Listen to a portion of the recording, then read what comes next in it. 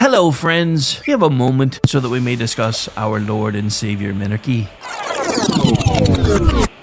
No, seriously, I'm just kidding. Hi, my name's Rick Robinson. I am the general manager of KLRNradio.com. We are probably the largest independent podcast network that you've never heard of. We have a little bit of everything, and by that, what I mean to tell you is we have news, pop culture, special events, conspiratainment, true crime, mental health shows, drama productions, and pretty much everything in between. So if you're looking for a new podcast home to grab a little bit of everything that you love all in one place, come check us out. You can find us on X under @KLRNradio. You can find us on our Rumble and our YouTube channels under the same names. You can also find us at KLRNradio.com and pretty much every podcast catcher known to man. So again, feel free to come check us out anytime you like at KLRNradio.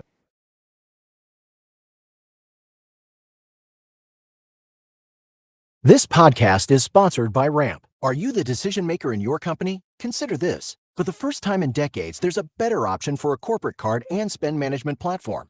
Meet Ramp, the only corporate card and spend management system designed to help you spend less money so you can make more. With Ramp, you get full visibility into your company's spending and control who spends what with each vendor. Ramp software collects and verifies receipts instantly to save your team valuable time. Ramp automates data entry and routine tasks with automated approvals, expense categorization and bill payments, time-consuming tasks, which means you'll stop wasteful spending and close your books in hours instead of days. Businesses that use Ramp add up to 5% to their bottom line the first year. If you're a decision maker, adding Ramp could be one of the best decisions you've ever made. Get $250 when you join Ramp for free. Just go to ramp.com/easy. Ramp.com/easy. ramp.com/easy. Cards issued by Sutton Bank and Celtic Bank, members of FDIC. Terms and conditions apply.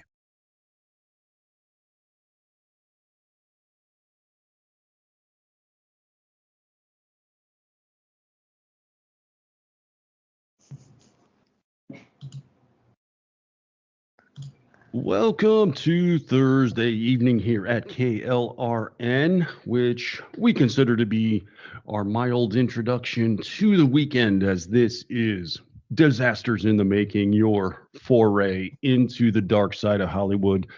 My name is Brad Slager, one of your hosts who guide you through the darkened abyss of our entertainment industry. And joining me, as always, to shine a light on the murk and the muck of Hollywood from ScreenRant.com is Paul Young, who is somewhat infirm at the moment. How are we feeling, Paul?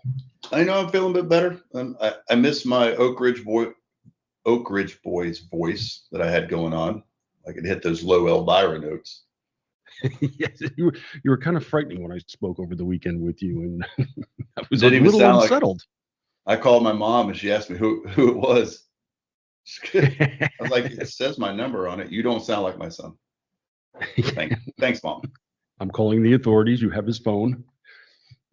Well, I'm glad you're repaired so that we could delve into some bad cinematic offering. And we have a pretty special episode this week for a couple of reasons. One being that we just came off of the political conference CPAC, and we decided to do a political theme show this week in celebration of such. And also we have joining with us for the second time, in fact, a bad movie expert and my partner in crime in other podcast ventures, Aggie Reekin, is sitting in with us. And good morning, Aggie. Yay. Good day to you both. I think I missed I don't think I was on that episode, Aggie, that you were with us last time. No, I think there was a glitch and you couldn't make it, but for some reason I had seen the movie. So Brad kind of wrangled me into, sitting in for you. Yeah, I think That's what happened. I either got called into work or something else. Yes, you got called in. Yeah, and so he reached out like maybe half hour before the podcast. Hey, can you sit in? And I'm like, okay.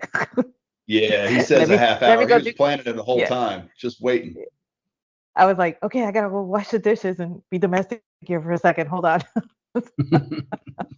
Yeah, I pressed her into duty, but she did an admirable job, I gotta say. She was very capable and and well versed. So this time we did a little bit more prep work. We actually got to sit down, watch the movie. We did so together because we were at CPAC this weekend, and we gathered Yep. one morning so we could watch in tandem and take notes as a team. So what we decided to do was look through the history, I guess you could say, of political action in Hollywood. It's a pretty rough road because you got to try to kind of balance things out. You want to get something that's not too overt and over the top, but Hollywood loves to be just, cliche ridden when it comes to portraying the political parties and such.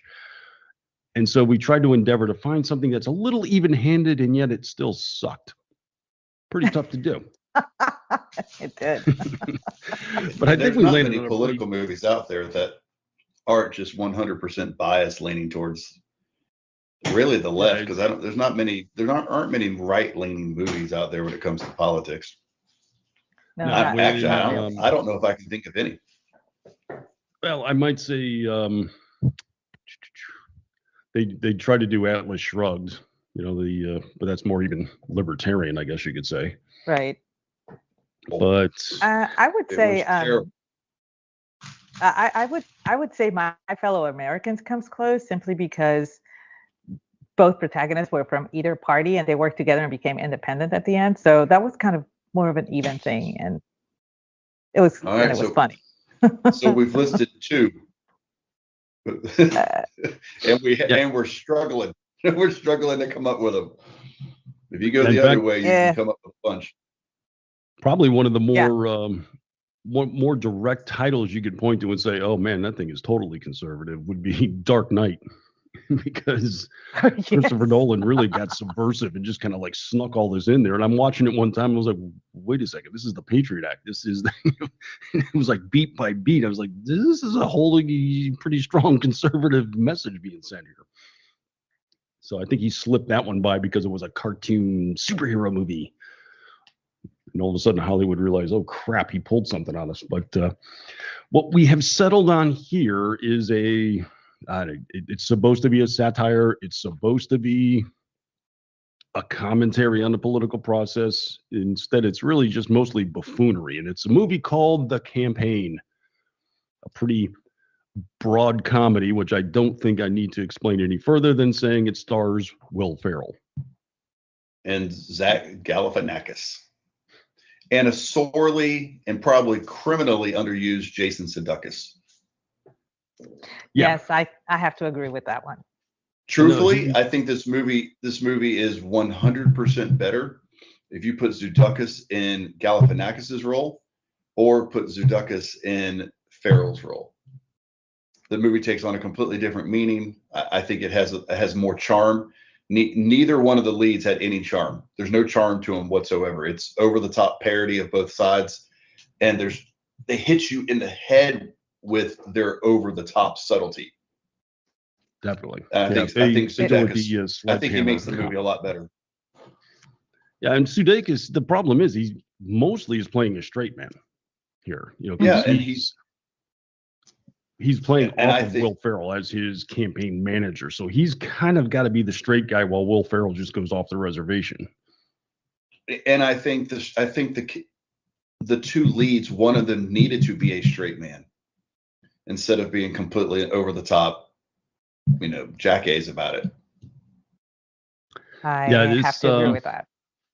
The setup, while it made sense, the Galifianakis role was just way too cartoonish. I mean, you're kind of going to get that with him. I understand it, but they present him first before he's even a candidate, and you're just watching him go through his life, and the impression is you wouldn't elect this guy for a commission seat, let alone Congress. I wouldn't trust him to walk my dog. And he's positioned now as the foil to the incumbent, and it's just about as believable as anything you see on Cartoon Network. It's almost as if Jay Roach, the director of the film, did not give him any direction or guide, path to follow when coming up with developing his character. It's almost as if he just kind of did the first thing that came to his mind as he saw Carolinians. Is it Carolinians? What is it? Carolinian. No, Carolinian. So, and I don't even know if this thing was filmed in North Carolina. It's possible that Zach has never been to North Carolina, has never experienced anybody, any of the people there. He is literally from North Carolina. He was born and raised in North Carolina. Zach Galifianakis is from North Carolina. Seriously. So where does that? And one of his relatives actually was actually a politician, if I recall correctly. Where does this characterization come? Because it was terrible. Well, my guess is he just decided to lampoon Southerners, wrapped up with Mr. Smith Goes to Washington, wrapped up with, it was so completely over the top. I was like, I think they took Bible Belt, Mr. Smith Goes to Washington, and poured saccharin on it. For me, it didn't work. I was like, I've been to North Carolina. I don't recall meeting people like this. I've met people that are, extremely, Bible Belt religious and very wonderful people, but nothing like that. So I think Brad and I are in Florida. That's the tail end of the Bible Belt. You guys have to deal with Florida, man, though. Yeah, where I'm located, I think we're kind of excluded from all of that. I'm so far south, I'm not even in the South anymore, and Bible Belt probably doesn't apply either. I think one of the bigger problems you got here with a character, especially in a comedy, is that when most of his personality is going to be carried through based on his wardrobe, you're in trouble. Yeah, and that was they hit that so hard with Galifianakis's character of Martin, because he just dresses wacky, and he's got this little sing-song effeminate voice, and he's got 2 pug dogs, and he's just completely out of his element in society, let alone politics. And and there's no explanation as to how he turned out that way, because his brother is a yuppie, and his dad is a caricature of every North Carolina man that hunts and is wealthy. Yeah, South. Right. He's a Southern millionaire. They live on a plantation. Yeah, it was a very plantation-y setting for his dad. I did like the Asian maid having a talk in the old black woman voice. Yes, I thought that was quite funny. Mrs. Yao, she was my favorite character. I've seen this movie before, and I completely forgot about Mrs. Yao. No, she was great. I mean, there's a scene where Marty is goes to see his dad and rings the doorbell and everything, and you hear this, I'm a coming, you gotta slow down, blah blah blah, in a very old folksy Southern way. You open the door and it's Mrs. Yao, and I'm like, what? And then she explains, well, I do it because he pays me an extra $50. Marty just leans over to her and says, does he still have you talking like this? And she says, he just likes it and he pays me a bunch for it. But oh lordy, he's out there catching some catfish.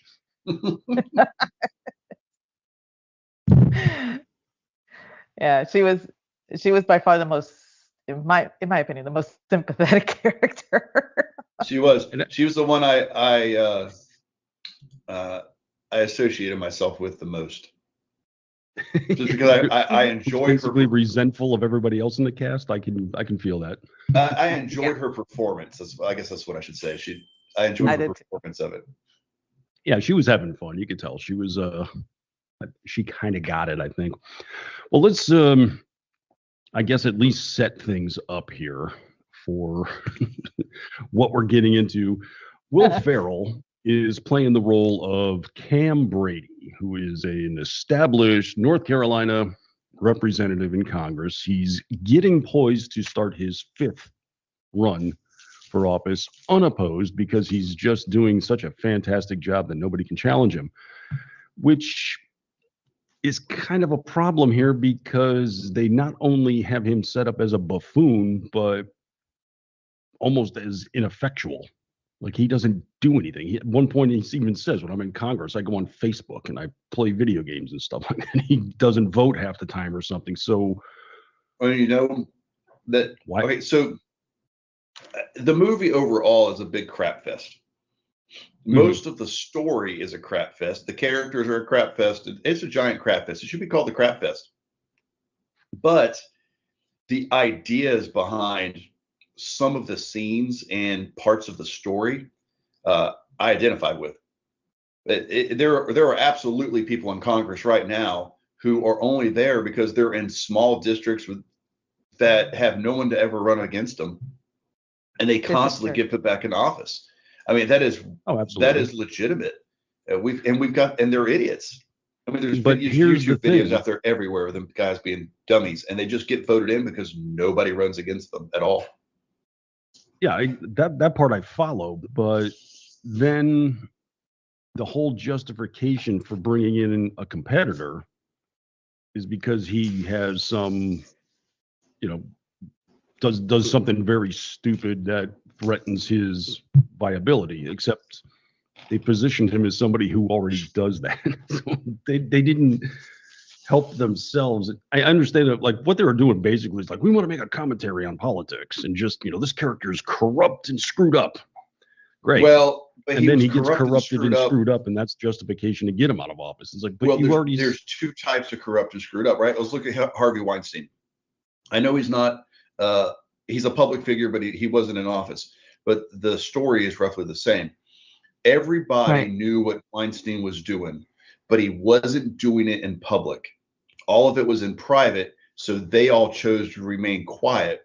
But as soon as his stuff started becoming public, or what he did was public, basically what Will Ferrell's character did, he was fine until he left a public voicemail that made it out into the family and the world.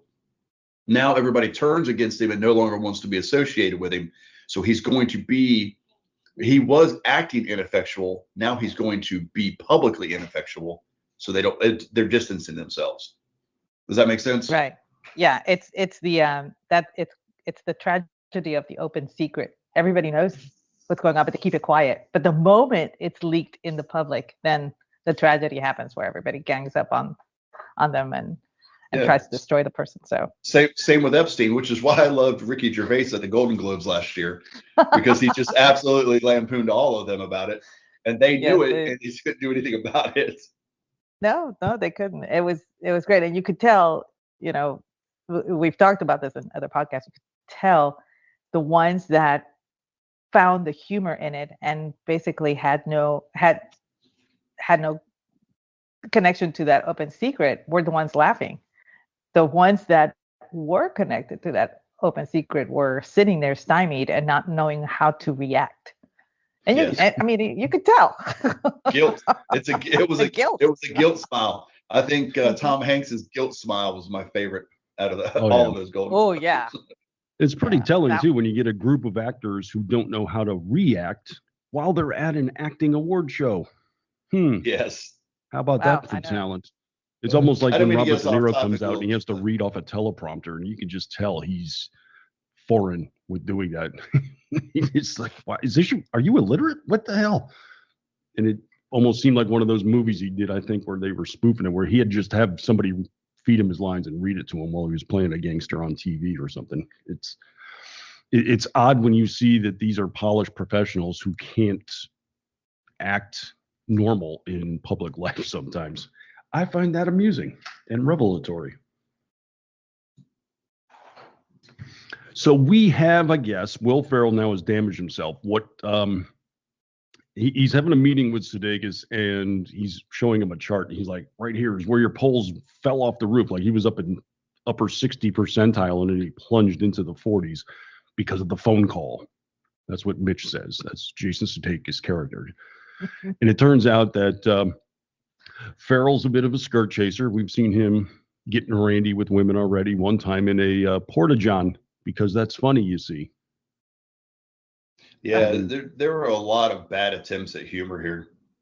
I mean, they even went so far as to have a guy knock on the door, and then Will's inside saying, "If this isn't rockin', don't come knocking," because that's still funny after 30 years. So there's a lot of bad writing. The writer of this movie, Chris Henchy, Yeah. I had to look up who he was, and then I realized why I didn't like this movie is because he also wrote Land of the Lost with Farrell, Oh and God, that's that a was terrible. right. That was a terrible movie.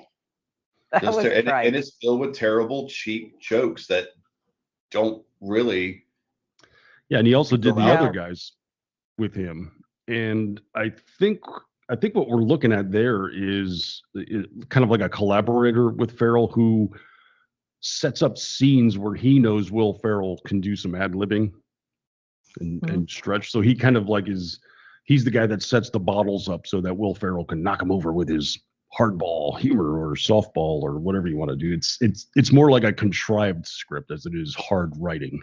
I am not a big fan of people who allow their actors to ad lib their way through an entire film. Seth Rogen is allowed to do that in most of his films, and it absolutely is to the detriment of the film because he's not a good ad libber. And Will No. Ferrell is a great ad libber for like short bursts, but then they allow him to do it forever, and all he can do is just go back to what he knew originally because his ideas only last for so long. Very you few need actors you can need a actually level do of that. discipline when it comes to that, and Yeah. you really get a sense of this. I followed the podcast for a while of the Office Girls, and it's the two actresses that were on The Office, and they basically do every episode on an episode of the podcast, and they're really cool about explaining how much of that show is not ad libbed, because even though it feels like it's all improv and they're working, they say, nope, that was in the script. Nope, they did it. And they're revealing just how disciplined they actually are with the humor. They hash all that stuff out in the writer's room, and they work on the timing, they work on the delivery and the reaction shots and all that. And there are times where they do ad lib and it does come through a little bit, but it's not, they don't just turn them loose and run the cameras for 30 minutes and see what happens. It's really like, if they can make it work in this scene, yeah, then they'll let it happen. And that's why it works so well, because it stays within that kind of organic feel. But most, I'd say, of that show is scripted. And when you get a motion picture like this, I mean, what they do on the set when they have these scenes. They'll shoot it 5 or 6 different ways, and they'll say, okay, Will, go ahead and do it. And if they can add something, then you put it in there. But when you write the scene to be ad libbed, that's when you get into trouble. And I think we saw a lot of that in this movie. Well, and they don't give you anybody to bounce off of. Like, so I don't say most of, but a majority of the Anchorman film is ad libbed. They give them a direction of where to go.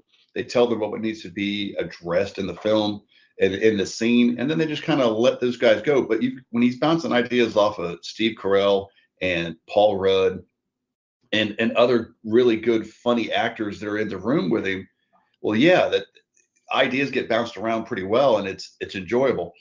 When it's just him and Galifianakis, and they don't even keep Zedekis in there to like help bounce those ideas back and forth, it falters. Yeah, definitely.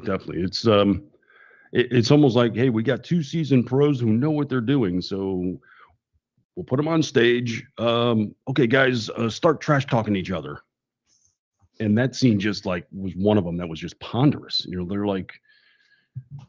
They're trying to show Marty's inept at trash talking and that Cam is very adept at it. And they're standing there on a stage shaking hands and smiling while they're under their breath cutting each other down in unfunny fashion.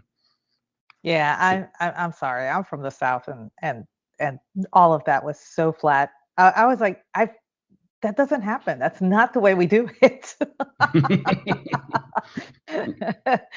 That is not the way we do it. But Aren't you I precious? guess they were just but it's true. No, And that's even you one of the could cut-downs. tell. Yes. I'm serious. It's like there was no bless your heart. There was, Right. it was ridiculous. I was like, this is supposed to be taking place in North Carolina, and it just feels like it's contrived in Alaska. It just doesn't work. I think one of them said, "You smell like a butt." Yes. Ooh. That was actually said. I'm like, So is this 4th grade? yeah. Yes. I mean, come on. So here's we start to get into the plot now, where Will Ferrell is considered to be damaged goods, and there's a pair of money men, billionaires, who are on the scene called the Mach brothers, a very loose representation of the Koch brothers, of famed conservative influence peddling. And what they see, yeah, everyone mispronounces as Koch. So there you go. I still can't even tell if that was an intentional joke or if they thought it was pronounced Koch, and we'll just do Mach and people will know what we're talking about. Maybe not, unless you follow politics like we do. So what the Mach brothers have in mind is that Cam Brady's district could be ripe for the taking. So they are buying up a bunch of land in the district, and they want to run somebody against Cam now that he's weakened in the public eye, and then maybe they can install somebody, and then maybe that somebody can start to enact legislation on their behalf, because the House of Representatives is run by one person. It feels like their plan is, but they decided to settle. They didn't need the whole person. What they wanted was somebody to give them permission to build in District 14. They wanted to buy District 14, basically. Yeah, I got that. But by sending him to Washington, D.C., I'm not sure how that helps them. Because there's it would make more sense if they were a state representative rather than a or a governor or somebody, with local. But I think this might be our political prowess throwing more questions at the script than the scriptwriters did. So they decide, hey, what about Huggins? We can go after his boy. And that would be Marty Huggins, who's the inept, effete, and mentally challenged, I might almost say, Marty Huggins that they introduced us to. So they decide to do it. There's a lot of painful scenes between Marty and his father, who clearly resents the living hell out of him. All but calls him retarded, I think, while they're on a fishing boat. But grudgingly goes along. So Marty shows up at the local office where you file your campaign paperwork. Cam is completely outraged by this, and this is going to set us off. Now, the Mach brothers hire Tim Whatley, who's played by Dylan McDermott, who shows up at Marty's house. He's actually quite a fun character in this film. Yeah, I like that, actually. I thought he played You're out of Cheerios. He played it cold and cool, but he delivered it in a comedic fashion that I thought worked pretty well. He was probably my second favorite after The Maid, I'll say. They were probably the two mine too. Yep. He played it over the top almost, but he modulated it just properly. Like, he's just, driven and he's avaricious, but you can see he's doing this for a reason. So like he's literally taking the furniture and other things out of Marty's house and reinstalling animal heads and guns and bald eagle paintings.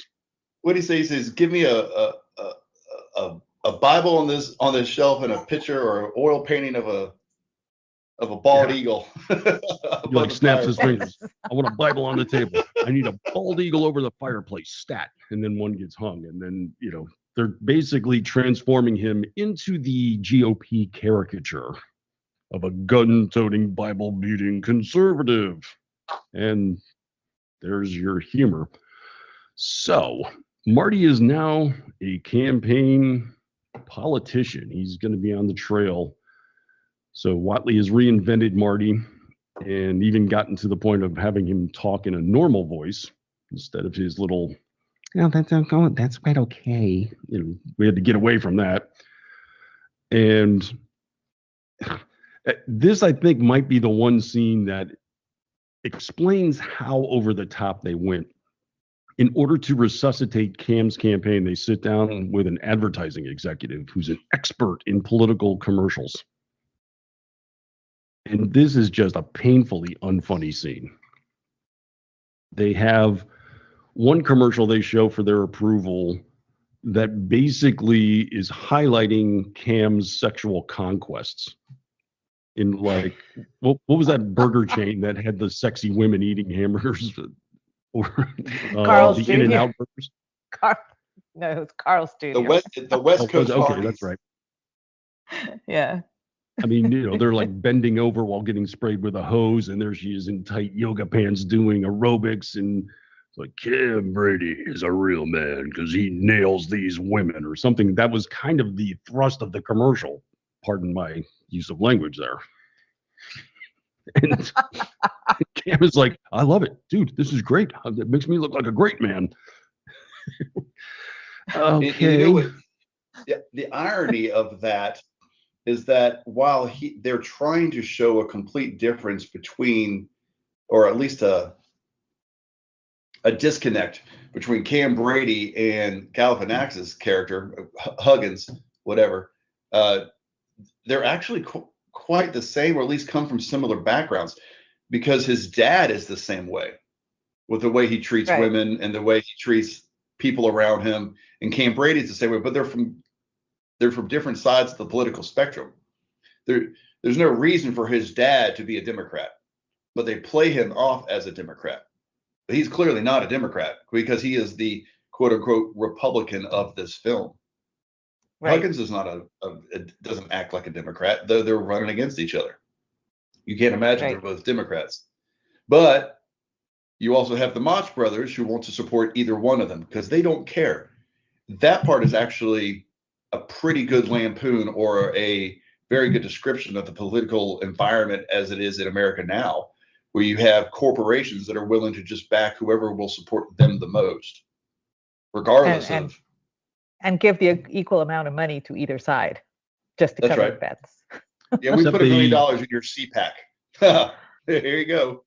But they woefully underplayed that part too. It was just Yeah. it was late in the movie, and they just said, "Well, we'll just move him over to Cam's side." Okay, cool. They didn't like He was show losing, them so they moved him back going over, yeah. through all the avaricious political machinations. Like, okay, well, Marty's dead in the water. We're gonna have to go to Cam, and that Like was this pretty could much have it. been a very, like I said earlier, it could have been a very good political lampoon. It could have been, and there were moments where they try to be, and they actually sort of get right on the precipice of being there, and then they just fall short on back on stupidity, and don't allow the actual irony to be funny. They try to make funny. It seemed like as they were approaching some real cutting political commentary, they were scared the audience wouldn't be able to keep up, so they had to go back to the buffoonery. And like this scene with the commercials, the other one is like, hey, and we got this other one where you can go after him, and it's like, do you know who? It's all they're trying to position Galifianakis as a terrorist. Why? Oh, he's got facial hair just like Yeah, the Al mustache. Qaeda. Like what? And then the commercial has all the goofy animation, and they have him in a beard and holding dynamite, and his eyes turn red, and nothing about it smacked of professionalism. And they cut to the commercial, and the guy turns, and Cam's like, I love it too. That's great. Run it tomorrow. And it's like, what are you talking about? Did you not? Yeah. I get it. He's a boob and he's a buffoon, but nobody would say, yeah. I think my least favorite actors or least favorite character in this entire film would be Cam's wife. Oh, And my every God. time she walked out and said, "This is how we do," I wanted to throw my shoe at the TV. Yeah, but She see, I was a kind of viper, and she was so flat and so fake, One Well, note. see, even for that's- an actress. I kind of like that actually, because she was delivering, like when she's on stage and she's got that pasted smile and she's like, you go, honey, you do it. And then when they're behind the stage, she was just like a witch. You could tell the whole thing that she was, you're going to get me to second. I'm going to be the second lady. That was kind of her whole attitude. I kind of appreciated that, they turned it, although again, it was over the top. Everything has to be over the top with these characters. Right, So but I think it's to the character and the film's detriment to even have done it that way, because they didn't really could have give been her more more than a subtle. character. It could have been more subtle, and we still would have understood what she was doing. But it was just it was too lampoonish. Mm-hmm. Mhm. And this I don't blame her so much as Jay Roach. This was really, a director just, I want broader. I need it bigger, that kind of thing. You can tell he was just coaching me, just go more, louder, bigger, broader. That's no. Yeah. it It's doesn't kind of really like work he wanted to be Michael Bay with the lampooning with rather than. comedy. Yeah. So what I Yeah. need you to do is be like Fox and Friends. but more.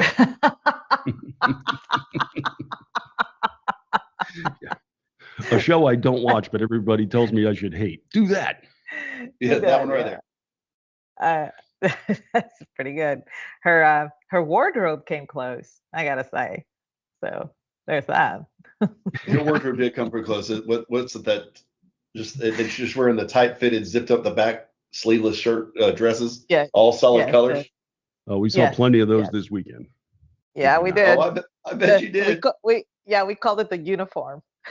That's like that's like going to Comic-Con and people cosplaying. That's the conservative version of cosplay. Yeah, This was- the gals that attended, from Kaler, and we were all discussing maybe we should do that next year, just different colors but the same style and the same shoes. Now, And okay, all right. So that makes me Fierce think. dress. I was about to say everybody needed a American flag lapel pin too, but then that made me think of one of the sight gags in the film that I found absolutely hysterical was the size of Cam Brady's flag pin on his lapel.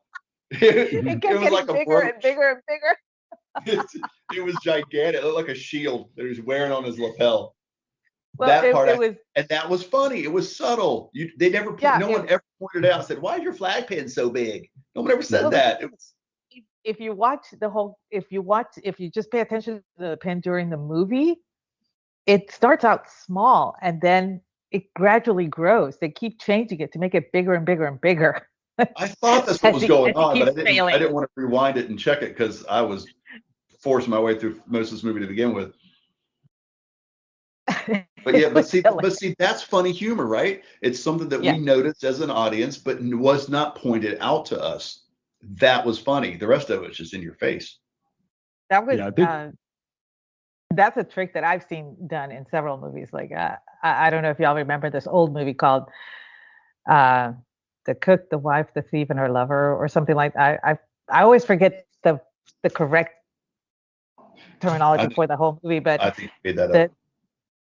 The bad guy, which happens to be the husband, the thief, his tie, when you start off in the movie, the tie is very long. It's like down to his crotch. By the end of the movie, it's like mid-chest, and it was very subtle because you don't catch it until the very end going, wait, why is the tie there? And I actually had to rewind that movie like 3 times to catch it. Oh, hey. But it was basically a testament of his inability to be a man.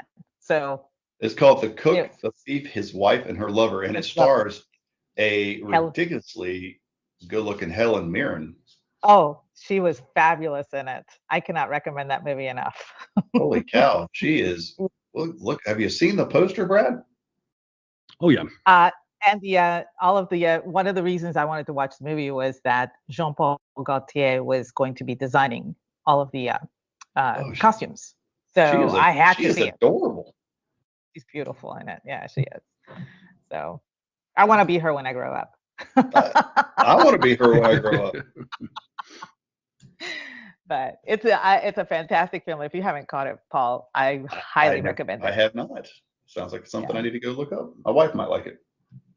I think what you're describing there is a delivery vehicle where somebody is not constantly jabbing you in the ribs with their elbow. Did you see it? Yeah. Did you catch it? Yeah, catch that. You see, it's bigger. If you just let it lay, guess what? It's going to wash over you. And it's going to become even funnier at that point. So, see how funny it is. Like, see how funny it is? This is kind of one of the only few times the movie got subtle, and we're going to talk about some unsubtlety. But we're first going to take a break here as we're at the middle of the road here. So I'm going to give everybody a chance to stretch, hit the lobby, go get some free refills that we offer up, and come back here at 2.5. We'll be right back.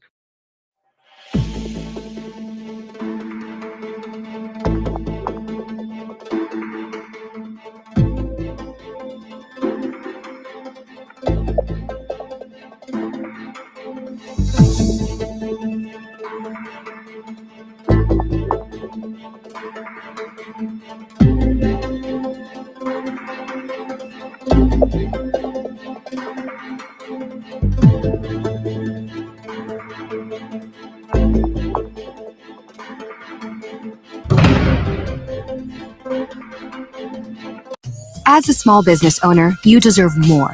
More confidence, more connectivity, more of the tools that help your business thrive.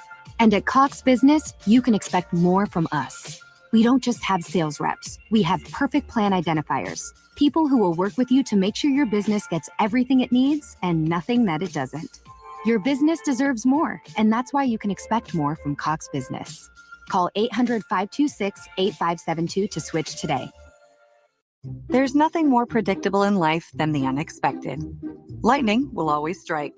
Hail will fall on roofs. Fortunately, there's AAA. AAA has been helping members stay prepared for over 100 years. So when unusual storms, fallen debris, or sudden leaks happen, you'll be covered. Check, check, and check.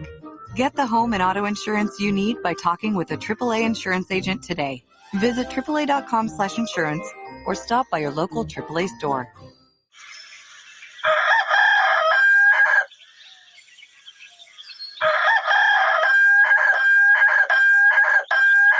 If you prefer real mornings, shouldn't you have a real breakfast? At McDonald's, we get real about breakfast. That's why you can have a savory sausage biscuit with delicious hash browns for only $1.50. It's time to wake up breakfast.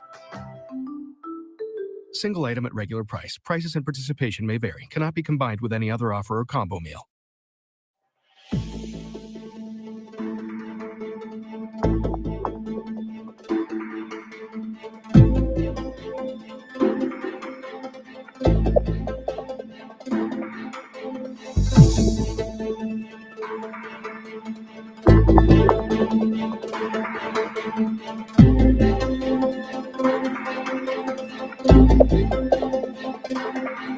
In that segment. So it's like, oh, okay, then I guess that works. And of course, he butchers it all. Following the debate, now Cam is completely frustrated because he's losing traction. And Zach Galifianakis looks down a hallway and he sees a woman holding a baby. And he says, oh, I'm going to go kiss the baby. And Cam's like, the hell you are. This is my district. I'm kissing the baby. So they're jostling, they're wrestling as they come down the hallway. Zach leans in to kiss the baby, and Cam is so pissed that he hauls back to deliver a haymaker. And Marty just manages to catch this, and this whole scene plays out in slow motion now. Marty pulls back out of the way while Cam is swinging, and he delivers a hard blow to the side of the face of the baby. And I found that scene it's one of the few scenes I found to be funny. Oh yeah, this actually played well the way they set it up, and then when he's hitting the baby, it's all done in CGI. So he connects with the side of the kid's head, and you see his skin undulate. You see a slow dispersal of spittle out of the baby's mouth. The pacifier hits the floor. Yes. This was okay, and then they cut to Jason Sudeikis like, oh, holy hell, he just punched a baby. And just yeah, see, so that part was funny. That was funny. What wasn't funny, however, is that we now get a string of cameos from real life news anchors. That's one of my least favorite parts of comedy movies, where they show news people in there doing news things, and everybody's from CNN or MSNBC, and it's all the same tired Wolf Blitzer. They were. Chris Matthews. It's all tired. They're just tired faces. And they only have like a couple of seconds of a snippet. It's like Chris Matthews, Babygate, the news scandal on the campaign trail. And then Wolf Blitzer comes on. And it's like a representative from North Carolina punches a kid. And they just, they're basically just rehashing the joke at this point. And okay, got it. Yeah, he punched the kid. We understand. But this is, further sinking Cam's hopes and dreams to the point that he now has to go out and actively start campaigning. I did not understand this one scene, though. He has to go to a church where they worship snakes. Yeah, he starts handling snakes. I think charismatic that was more church, yes. Yeah, what do they call that? Free Baptist or Free Independence or something like that?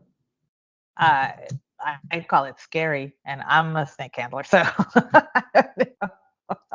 Yeah, Aggie, I'm you're not sure what the the term you're is. Just kidding. I've always called it a charismatic church because there are several different denominations. So, Full gospel. but That's what they call them. yeah, okay, that's another one. Yeah. And but here's the thing: there's only one snake handling church left in America. You know how I know this? Because I just Googled snake handling churches. There's only one. You know where? Do you know where it's at? Middlesboro, tell me, Kentucky. yeah. Oh, thank God. Kentucky. Okay. Like you can't. So not even near. Yeah, I'm it's not surprised even in Aggie North didn't know Carolina. this. I literally Googled it. Now, this movie was made in 2011. Granted, maybe Google didn't exist in 2011, but I have a feeling it probably did. At least Yahoo did. I know Bing was around. How do you, as a writer, Ask Jeeves. yeah, AOL, Alta Vista? SG, all of that stuff was still around. And Chris Hinchy calling you out. Google Why can't you Google snake handling churches and see if that even exists? Hey guys, I'm in the writer's room. Hey guys, look here. I got this great idea for a scene where Will Ferrell has to handle snakes in a church. I think it'd be hysterical. We'll have it bite him on the arm. He'll do a whole bunch of profane cussing in the church, get kicked out, and then we can end the sight gag with a giant pus-filled giant arm at the end. What do you think? Yeah, sounds good. Let's do it. Does it? And I can see an intern in the back going, well, I'm from North Carolina. My parents went to Kentucky and they were in part of the Full Gospel Snake Handling Church. It's the only one left. Should I say something? Nope. Just let it play out. We know how those religious nut jobs on the right are. They all do this. Hell, every church has a snake, doesn't it? Run with it. Just ridiculous.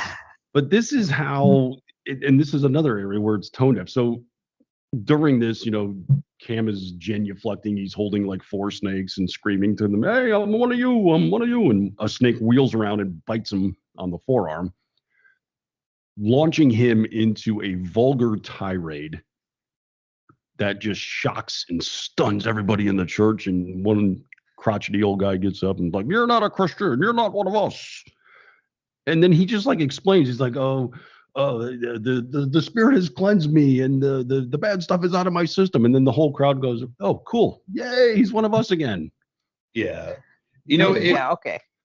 It was funnier when he was at the predominantly black church singing in the choir. That part, they could have gone with that. They could have showed him instead they put Galifianakis in the synagogue. They could have done them at competing churches. They could have brought them into a like a Unitarian church, Episcopalian of some sort, really put them out of their comfort zone and shown and lampooned what politicians actually do, and making it a big old press appearance. Paul, if they didn't do that scene, then we wouldn't get that ever so hilarious line where he calls a yarmulke a Yamaha. That was great. Because that's still funny after 2.5 decades. Ben Shapiro was probably laughing. I'm sure. It's just like real life. Oh my goodness, that's so funny. But so Cam upsets this is the scene too in the snake church, though. He panders to the congregation, then he upsets the congregation, then he gets reaccepted by the congregation, and then he gets affected by the venom and dives through a stained glass window and upsets the congregation. This all plays out in about a minute or two. Yep. And then so apparently he's lost ground, except he's got this cartoonishly huge arm that has swelled up from the venom. It goes viral, and that helps his campaign. And he goes up in the polls. Yeah, I don't know how that did. I mean, that makes no sense to me. But and then this is something else that takes place throughout. Now, understand, Marty came in with like 2 months to go before the actual election. I mean, this is all in compressed time, theoretically. And every time a scene plays out, it has like massive results in the polls. Immediately. Like he just went up 8 points overnight, and that never. No, it doesn't happen that way. It takes a good week or two before you'll start to see. But if he trips over a shoe and lands on something, he goes up 5 points, punches a baby. You just dropped 9 points. No, it's not as. not a seismic graph that we're looking at. This is polling data. You have to have time to go out and actually poll people after something happens. Mm. They're not sitting at home with a switch. So, and this is the part that made no sense to me. All of a sudden now Marty has a commercial he runs with Cam's son. I didn't get this at all. That was another part of the tone deafness of the whole thing, because it didn't connect with anything. It really didn't. Yeah, this was Which part? it was a campaign commercial that Marty ran. It's shot through the bushes, and we see Marty sitting on a bench with Cam's son, who's upset about family life or something. And it starts out, you think you're just maybe looking at a private investigator or something like that. And he's like, well, it's okay. I understand your dad's a mess, but I'm here for you. And if you'll call me dad, I can help you. And the kid looks at Marty and calls him dad because real life. Right. So That's right. Because it was the scene where he stole his wife. And the wife came later. This led to the stealing of the wife. Yeah. So what we're looking at here is not actually surveillance video. It's a campaign commercial. So the kid's like, yes, you're my dad now. Thank you. And Marty then turns to his right to the camera and he's like, I'm Marty and I don't really endorse this commercial or something to that effect. Right. I don't know. I reluctantly endorse this commercial. Yeah. So this renders Cam because suddenly he cares about his son that he hasn't cared about before. And I'm kind of at a loss at this point. It's like, where the hell is this movie going?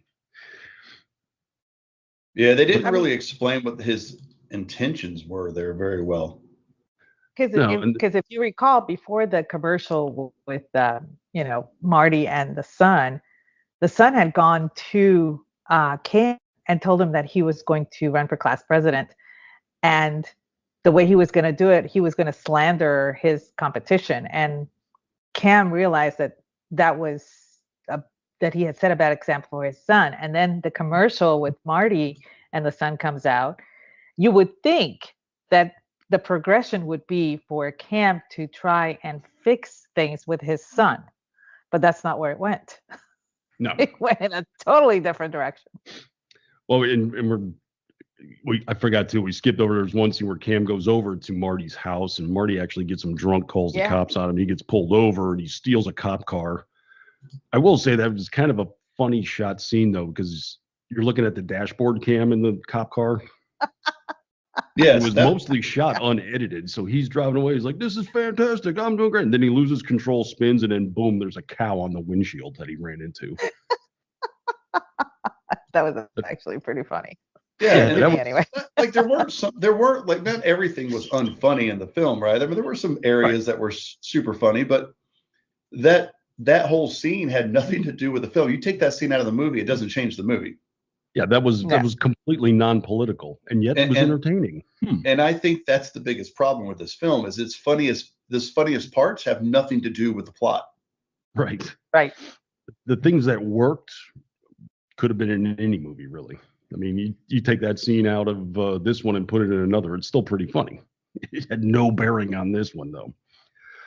So Cam's reaction to seeing his son call Marty dad is to go over to Marty's house and seduce his wife, who is about as prim and repressed as they get.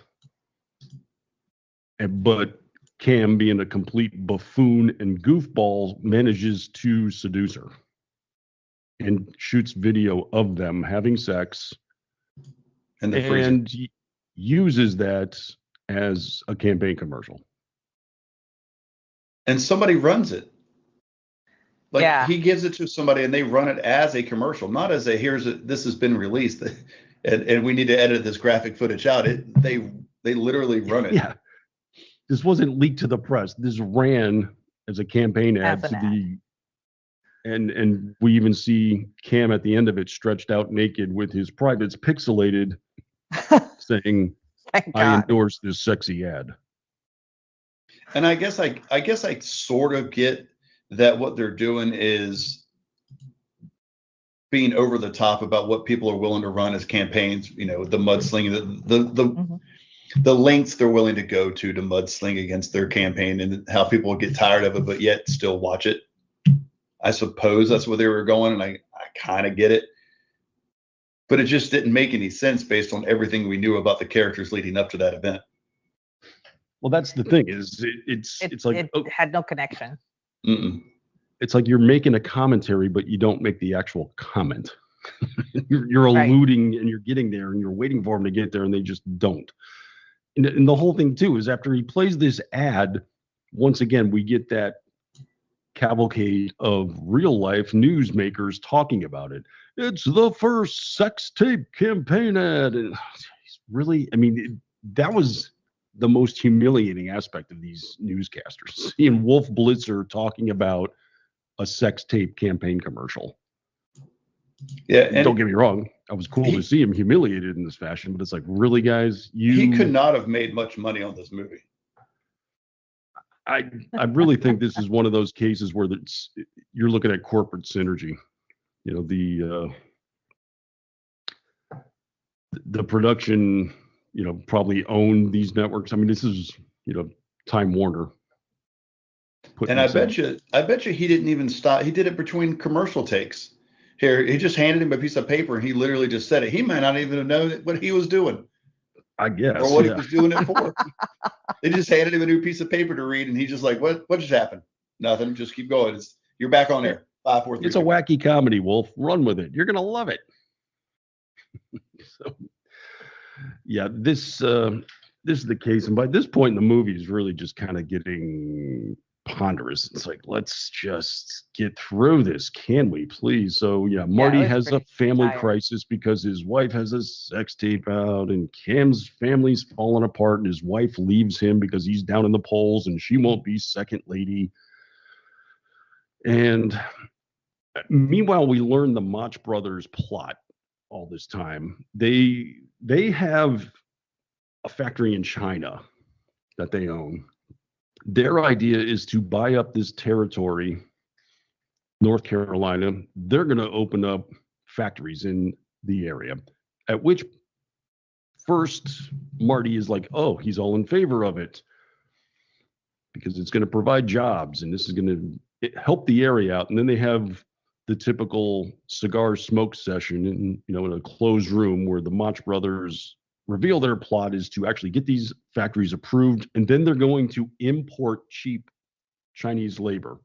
Now, we should add, because we haven't had a chance to, we should add that the Mach brothers are played by Dan Aykroyd and Jon Voight, which that was very Lithgow, and that was very good casting for those two characters. That was good casting. They kind of reminded me of the Dukes brothers in Trading Places, a little bit. You're right. There's some of that. I didn't even think about that until you said it. My brain makes weird connections that way. So, but their plan is to bring in cheap foreign labor to work in the United States, which one doesn't work that way.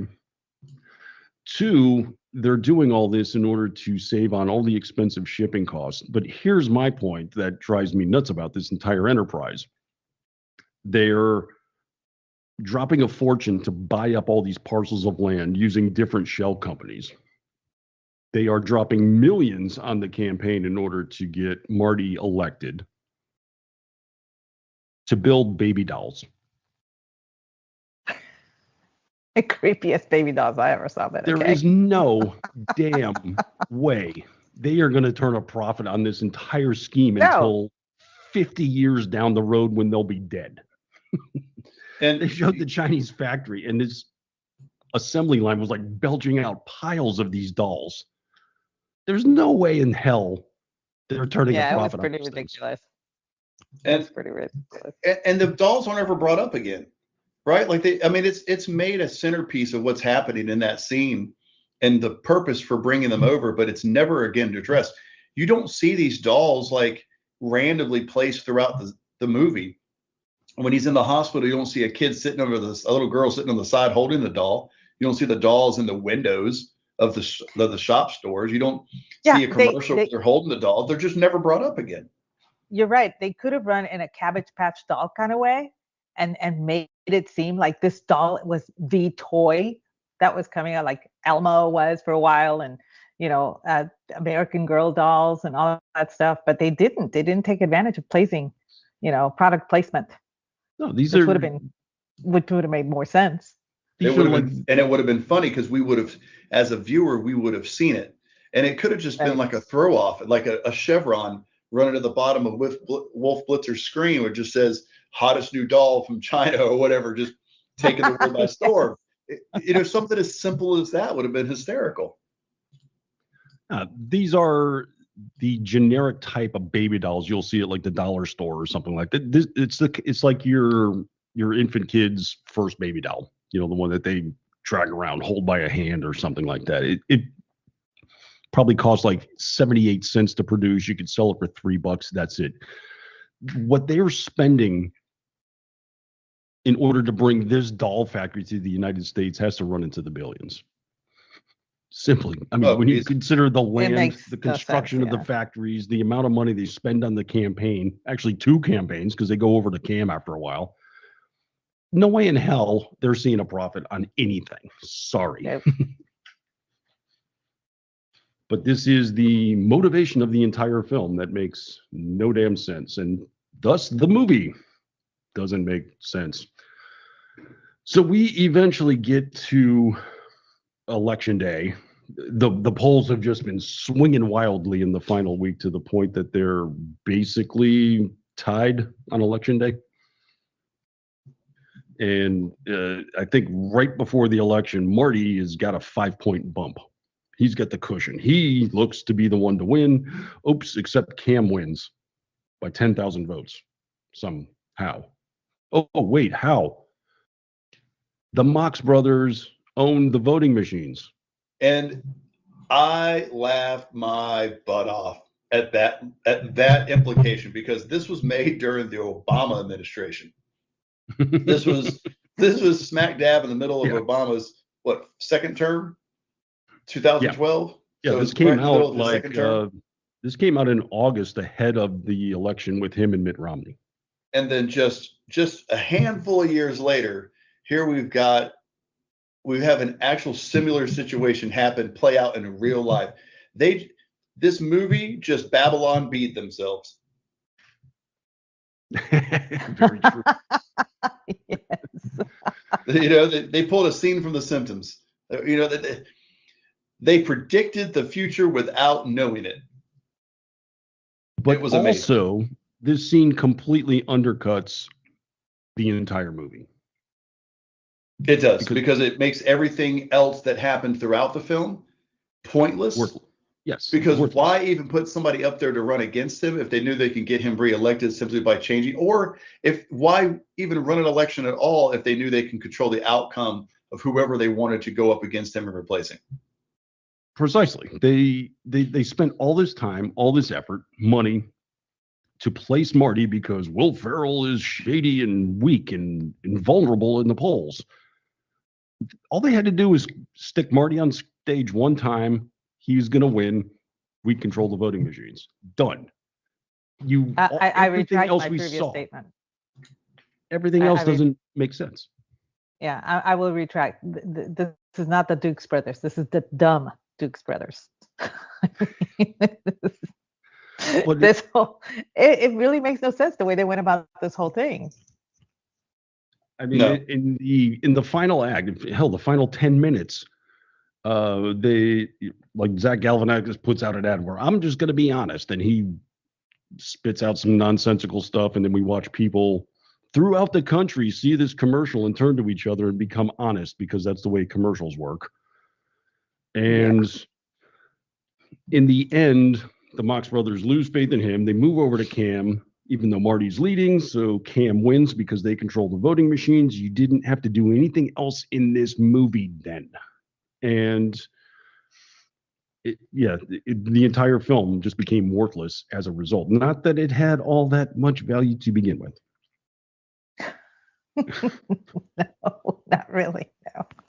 But then, and Cam gets up on stage and he has one of these fake heart-rendering moments where he says, "Yes, I want to thank it all. Marty ran a great campaign. He's a wonderful person. I'm stepping down, and Marty will be your new representative because that's how real life works." and so we just gone from pointless to absolutely worthless. Yep. They basically just completely nullify their entire film. So even the Mox Brothers voting machine thing completely invalidated. It's like, all right, fine, whatever. You got your guy. Cam wins. Nope. Cam retires on stage and gives it over to Marty. It's like, what the hell are you doing at this point? He didn't even retire. He just withdrew from the race. But can you withdraw from a race after the race has been run? Yeah, it's like, wait, you're done. He's like, oh, okay, I won. I don't really want the job. Give it to him. Because at that point, because they already said with the certification or the vote's been certified by the North Carolina voter board or whatever, at that point, he has to do a re-election. It's been certified. It is over. If he wants to withdraw, that's fine. But now they have to do a re-election.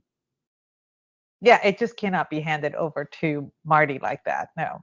It's not a default thing. No, the way it should have been done is he withdrew during the voting. Yeah. And then that makes just sense. to kind of show what a complete mess this all is. Tim Whatley switches sides. He goes over to Cam Brady. Cam Brady has something of an awakening, and his former campaign manager, Marty, quit. I'm sorry, not Marty. Mitch had quit. Now he comes back and he's got newfound respect for Cam, who then says, "I want you to be my campaign manager." And then we later see Mitch is working for Marty. What in the hell? They don't even know what's going on anymore. No, it was really weird. And we're supposed to play catch up and such.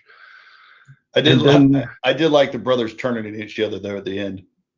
Yeah, they had a the kind of the coda on the movie is that we see the end credit. Yeah, Marty is now on Capitol Hill, and the Mach brothers have to come and testify. And there's a bit of comedy in here, and Aggie liked this scene. I did. I thought it was hilarious. Now, before setup at the end of the film, the Mach brothers actually get served with a subpoena by Mrs. Yao. So she, what's that about? Why is she serving subpoenas? She's a maid. They just needed her in the movie one more time. My guess is that Marty, after he became a congressman, decided to bring her in to work for him and not work for his dad anymore, to give her some respect. So, but do campaign, or I should say, do congressional staffers deliver subpoenas? No, that's handled by the U.S. Marshals. So I do not know exactly what's going on with her. Maybe she works in the DA's office. Who knows? I have no idea. But she was the one that served them with the subpoena to appear at a congressional hearing, whereupon Marty begins to detail the gray area that the Mach brothers were operating in. And, at the end of that detail, Marty says, unfortunately, none of this is illegal. And the Mach brothers, the John Lithgow Mach brother says, that's right. With Citizens United, they established that we could blah, blah, blah, and all that stuff, right? And then Marty says, however, and behind him is sitting Cam. And Cam is now his chief of staff. And Cam whispers, "I really like being your chief of staff." He's all excited and has all the paperwork ready for this, and hands Marty an envelope. And in the envelope is a picture of Tim Whatley, who apparently is an international fugitive. And he begins with, "But aiding and abetting an international fugitive is illegal." And he says, "This is Tim Whatley, aka something, aka Greek the butcher, aka Greek the baker, aka Greek the candlestick maker. Then the next one is the one that killed me, aka Delmut Mulroney. Not just Because that was it. That was funny. That part was funny. Yes, But I but they did reserved appreciate that for that. like the end, and I'm like, that kind of humor throughout the movie would have been so much better. It would have been subtle and appreciated and embraced, but they left that to the end. But that one was I completely I choked on my coffee when I was watching that. Candlestick maker. Again, there were parts of the movie that were funny. There's no denying that. But as an overall film, it was just terrible. I think that's the biggest flaw in this is that all the funny scenes in this film were Have not nothing the to do political with the scenes. story. No. And all the political commentary that they're supposed to be making never arrives. So it's like what and they went back to the well one time where they had Cam punch a dog. Oh, yeah. And you know, you know what? And they did well wrapping that joke up and following through with it. When at the party, you see the dog in a collar and the baby with a black eye. Yeah. I mean, that's like, some decent comedic pacing, but, I think that's Jay Roach playing to his, Austin Powers type of humor. Great. Okay. That works on camera. But all the political stuff was the broad cartoonish humor that really was lame and weak. And it's just missed. This is literally, they position themselves to be a commentary on politics and satire, missed completely. So the stuff that worked wasn't political. The political stuff was a complete failure. And a lot of the satire wasn't satire. No, not at all. And it was broad, it was over the top, it was cliched, it was caricatures, that's all the political stuff was. And the actual funny stuff had nothing to do with it. So yeah, it was completely incidental. Yeah. So yeah, this was a mess. I'm gonna say I'd veto this movie if I were one of those hacky one of those hacky movie reviewers who has to have I want to treat it like the state of California and just recall it completely. There you go. Aggie, what's your hacky political review? Oh God, this deserved a congressional hearing. This was awful. Sorry.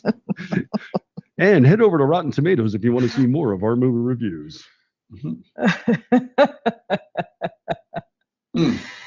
Hey, now on a sad note, I saw this morning that the Alamo Drafthouse out in Austin has filed for Chapter 11. Really now? Yep. Mm-hmm. Mm-hmm. And they're closing down. They're closing down the Ritz, and I think a couple of other places, but some of their franchise locations are going to stay open. But that's pretty sad news. I know that place has been a milestone, or I say a cornerstone for many people in the independent and movie industry. Definitely. I mean, they made, they were a local fixture, but they did go national. They managed to do some independent stuff. They were also a very big practitioner of the, like Friday midnight movies and our kind of film that we watch. They made that a fixture too. There was even a point they've gotten into some distribution and gotten behind a couple.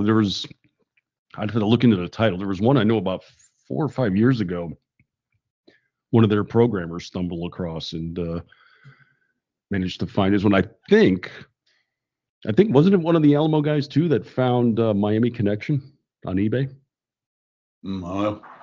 That classic. I think he was filtering through and he saw somebody offering like a full print of this movie from the 1980s that nobody saw, filmed here in Florida. Oh wow! And he bought up the print and watched it, and he's like, "This is magnificent cheese. What is going on?" I mean, Ninja motorcycle riders in a band in Orlando, Florida.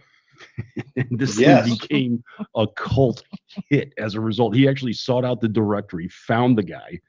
He was like a martial arts teacher who like poured his heart and soul into making this movie. Had a big premiere in Orlando that he staged, and nothing ever happened, and this thing just completely disappeared. totally found this movie online and eBay, no less, and it is now like one of the classic bad movies of all times. I own a Dragon Sound T-shirt. I love it that much. That's funny.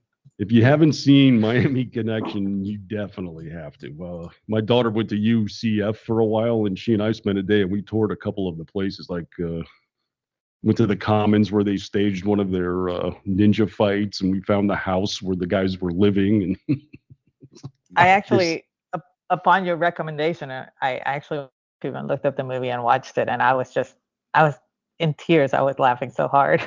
It's just so great. Oh, that sounds like that's something I need to watch with my daughter coming up. Oh, if you haven't seen this, You Paul, do. absolutely have to. It's required viewing. This thing is golden. This is golden. Well, Aggie, I want to thank you so much for sitting in. This was a Thanks for having me. I really enjoyed it. I enjoyed skewering it. quite Yes, the it was fun always time. good to have you in. Sorry I wasn't able to meet you in person. I know. I cried. Just ask anybody. I did. Actually, I was really bummed. I'm not gonna lie. I was very bummed I didn't get to meet you. But you know, I know. My wife was You can sad too. help She it. wanted to meet all the friends that I'm constantly talking about.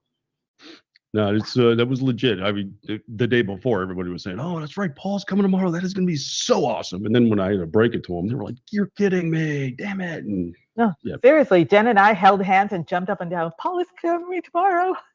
We were all excited. And no, I was sober when I did that. Okay, I just wanted to know I was really excited about it. Did have they announced where it's going to be next year? No, I haven't heard anything yet. They don't. They're kind of known for being close to the hip and late announcing on things. I mean, hell, they announced Orlando December, I think, didn't they? Yeah, Oh, wow. yeah, it was late. It was a December pretty when they late poll. announced. Because up until then, I had been looking at places to stay near National Harbor so that I could attend. And all of a sudden it comes out that Orlando, what? Even better. Yeah. Well, hopefully they'll do Orlando again next year because it's pretty. They may do Texas since Texas just opened everything up.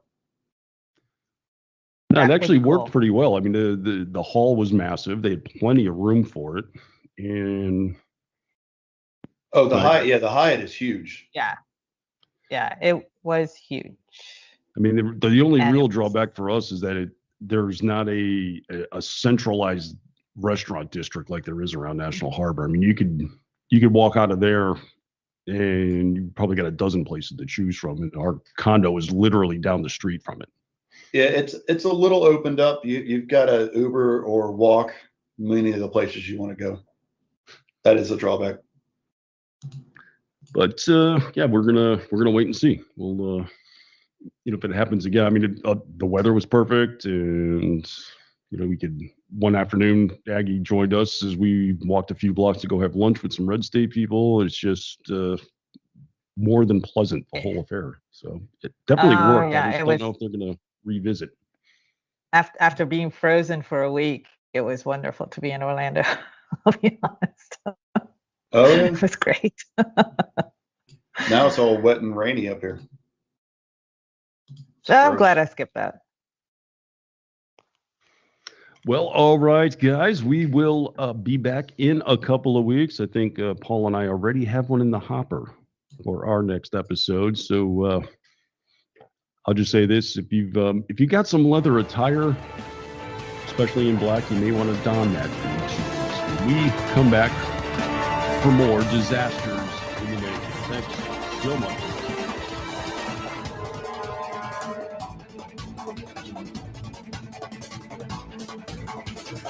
Hello, friends. Do you have a moment so that we may discuss our Lord and Savior Minarchy?